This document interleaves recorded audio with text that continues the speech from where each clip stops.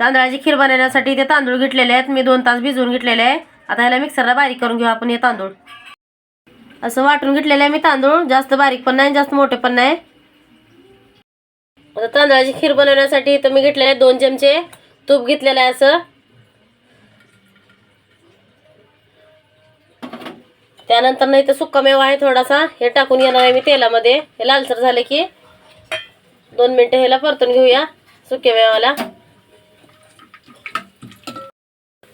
सुक्का मेवा लाल झालेला आहे। आता ह्यामध्ये दूध टाकून घेऊ आपण।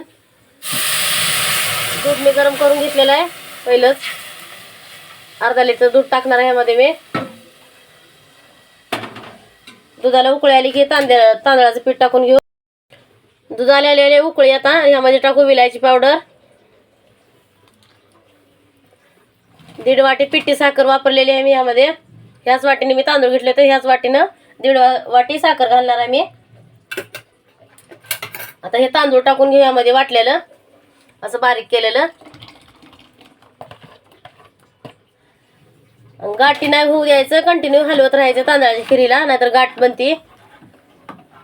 10 ते 15 मिनिटं आता शिजवून घ्यायचं हे खिरीला। कसं शिजते आपली बघा तांदळाची खीर। तर 10 ते 15 मिनिट झालेले, आता गॅस बंद करून घेते मी। तयार झालेली आहे असं खीर,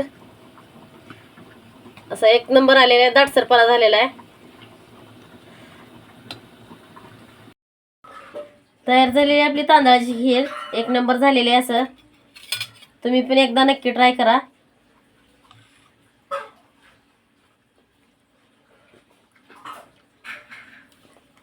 1 नंबर चवीला झालेली आहे।